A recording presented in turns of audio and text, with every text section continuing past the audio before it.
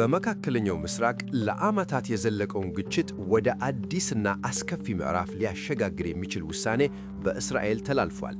የእስራኤል ፓርላማ ክኔሴት በዌስት ባንክ እስራኤላውያንን በገደሉ ፓለስቲናውያን ላይ የሞት ቅጣት እንዲፈጸም የሚደነግገውን አዲስ ሕግ በይፋ አጽድቋል። ይህ እርምጃ በዓለም አቀፍ ደረጃ አደገኛ የሁኔታዎች መባባስ ተብሎ የተፈረጀ ሲሆን በሰብአዊ መብት ተሟጋቾችና በዲፕሎማቶች ዘንድ ከፍተኛ ቁጣንና ስጋትን ቀስቅሷል። ይህ አወዛጋቢ ሕግ በክኔሴት ውስጥ የቀረበ ሲሆን በ62 የድጋፍና በ48 የተቃውሞ ድምፅ መጽደቁ ታውቋል። ሕጉ በዌስት ባንክ እስራኤላውያንን በመግደል ጥፋተኛ የተባሉ ፓለስቲናውያን በስቅላት እንዲቀጡ በግልጽ ይደነግጋል።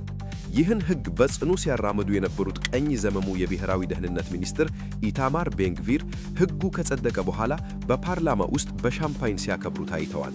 ሚኒስትሩ በማኅበራዊ ሚዲያ ባስተላለፉት መልእክት ታሪክ ሰርተናል ካሉ በኋላ ሕጉን እንዲሰረዝ ጫና ሲያደርጉ ለነበሩ የአውሮፓ ኅብረት አገራት የሚከተለውን ጠንከር ያለ ምላሽ ሰጥተዋል።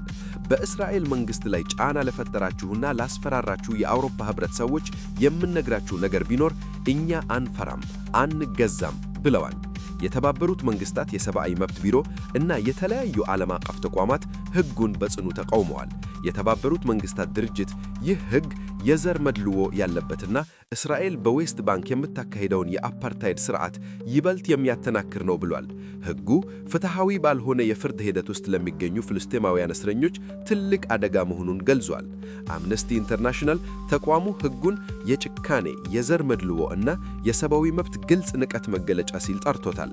አምነስቲ ኢንተርናሽናል በእስራኤል የፍትሕ ሥርዓት ላይ ያለውን ከፍተኛ መድልዎ ሲያሳይ ይህ የሞት ቅጣት ሕግ የተጸደቀው በፓለስቲናዊ እስረኛ ላይ አሰቃይ ወሲባዊ ጥቃት ፈጽመዋል የተባሉ እስራኤላውያን ወታደሮች ክሳቸው በተቋረጠ ማግስት መሆኑን ጠቅሷል።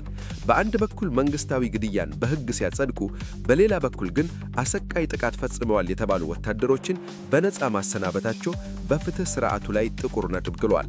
በተጨማሪም የእስራኤል የሲቪል መብቶች ማኅበር ሕጉን በመቃወም ለሀገሪቱ ጠቅላይ ፍርድ ቤት አቤቱታ ማስገባቱ ተገልጿል።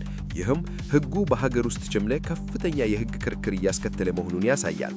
የፍልስጤም የውጭ ጉዳይ ሚኒስቴር ሕጉን ሕገወጥ ግድያን በሕግ ሽፋን ለመስጠት የተደረገ ሙከራ ሲል አውግዞታል። የፍልስጤም ብሔራዊ ኢኒሼቲቭ ዋና ጸሐፊ ሙስጠፋ ባርጉቲ በበኩላቸው ሕጉ በእስራኤል ሥርዓት ውስጥ የታየውን የፋሺስት ለውጥ የሚያሳይ መሆኑን አስጠንቅቀዋል። የሐማስ ድርጅት በበኩሉ የሚከተሉትን ነጥቦች በዝርዝር አስፍሯል። ውሳኔው በሰብአዊ መብቶችና በዓለም አቀፍ ድንጋጌዎች ላይ የተሰነዘረ ግልጽ ንቀት ነው። በእስራኤል እስር ቤቶች ላይ የሚገኙ ፍልስጤማውያን እስረኞች ለአደጋ የሚያጋልጠል አደገኛ ቅድመ እርምጃ ነው። የተባበሩት መንግሥታትና የዓለም አቀፍ ቀይ መስቀል ማኅበር ለፍልስጤማውያን እስረኞች ከእስራኤል ጭካኔ አፋጣኝ ጥበቃ እንዲያደርጉ ጥሪ አቅርቧል። በርካታ የአውሮፓ ሀገራትና ተቋማት በእስራኤል ላይ ዲፕሎማሲያዊ ግፊት እያደረጉ ይገኛሉ። የአውሮፓ ምክር ቤት ዋና ጸሐፊ አላይን በርሴ ሕጉን የሕግ አናክሮኒዝም ሲሉ ጠርተዋል። ይህ ማለት ሕጉ ከዘመኑ ሥልጣናና የሰብአዊ መብት እሳቤዎች ጋር የማይራመድ ኋላ ቀር አሰራር መሆኑን ለማሳየት ነው። የአየርላንድ የውጭ ጉዳይ መስሪያ በወጣው መግለጫ ሄለን ማኬንቲ አገራቸው በማንኛውም ሁኔታ የሞት ቅጣትን እንደምትቃወም ገልጸዋል። ሕጉ በፍልስጤማውያን ብቻ የተናጠለ መድልዎ ያለበት መሆኑን እንዳይተገበር አሳስበዋል።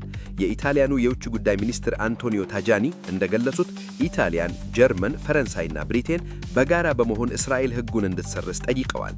ሚኒስትሩ ሕይወት ፍጹም ዋጋ ነው አለው። ቅጣት ለመስጠት በሚል የሰው ልጅን ሕይወት መቅጠፍ መብታችን የለም በማለት ሕጉ የሰው ልጅን ክብር የሚጥል መሆኑን ገልጸዋል። በዌስት ባንክ ያለው ወታደራዊ ጥቃትና በጋዛ ያለው ጦርነት በከፍተኛ ደረጃ በቀጠለበት በዚህ ጊዜ ይህ አዲስ ሕግ መጽደቁ በሁለቱ ወገኖች መካከል ያለውን ቁርሾ ይበልጥ አክረክረዋል።